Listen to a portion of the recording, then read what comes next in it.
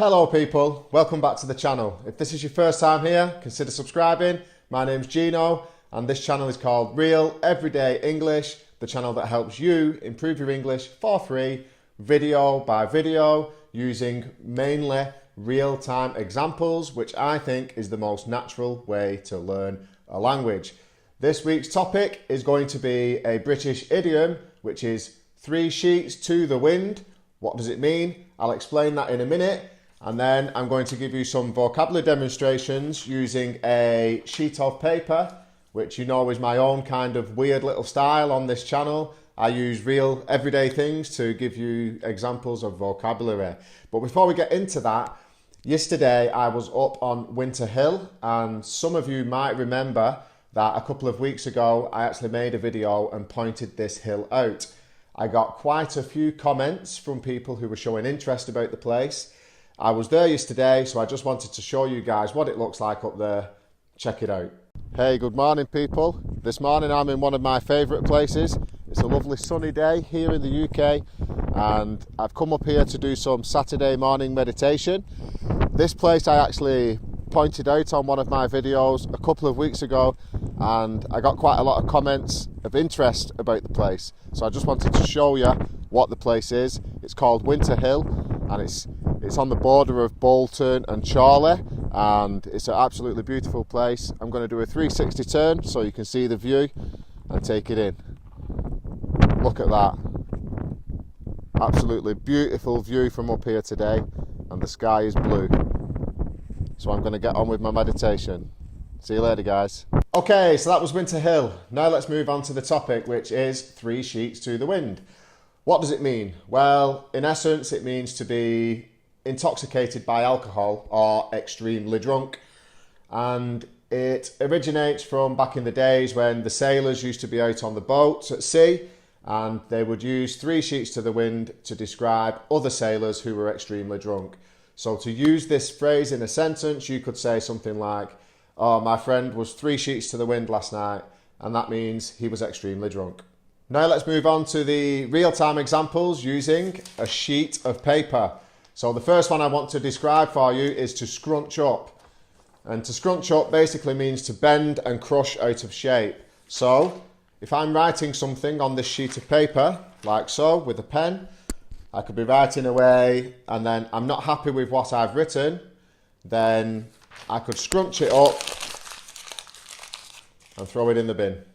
And I can actually use the piece of scrunched up paper to show the next example, which is to catch. Now, to catch means to intercept and hold something which has been thrown or is flying through the air. So if I throw this up, then I need to catch it. Catch. Past tense, I caught. The next example or demonstration for today is the word to smudge. Now, to smudge means to smear something by rubbing it. So if I draw the line on the paper, like so, and then I rub it, you can see that the line is now smudged or smeared. Next example for today is the verb to tear, or we also use to rip, but to tear means basically to pull apart or to pieces using force. So I am tearing the paper. Past tense, I tore the paper. So the next real-time example I can give you is burn. To burn, we can burn the paper.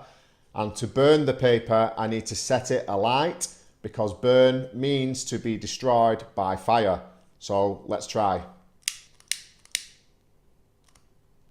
The paper is now burning. Okay, and today's next example is a phrasal verb, and it is to jot down. And to jot something down basically means to write it so that you don't forget it. So you, for instance, could be jotting down some of the points that I'm raising in this video so you don't forget them. So that's the phrasal verb to jot down, and it basically means to write something on paper so that you don't forget it. Past tense of jot down would be jotted down. I jotted down the shopping list. And the final example for this week is another phrasal verb, which is to take notes. Now, to take notes means to write down information, usually during a lesson or a meeting or something like that, for later reference. So you're writing down information for later reference, and that is to take notes. Past tense, I took notes. Sorry guys, I made a mistake there. That wasn't the last example. This is the last example. So last but not least is the verb to fold.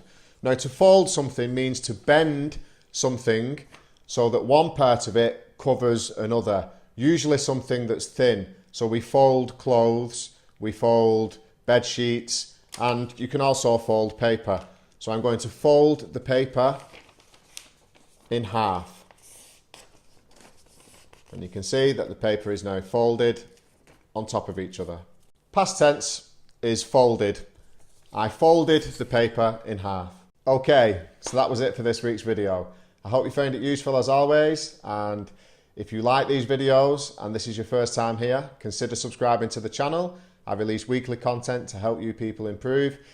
If you did like the video, then please feel free to give it a thumbs up and also share it with your English learning friends. I hope you people enjoy the rest of your weekend, and I'll see you in the next video. Bye bye. Ciao.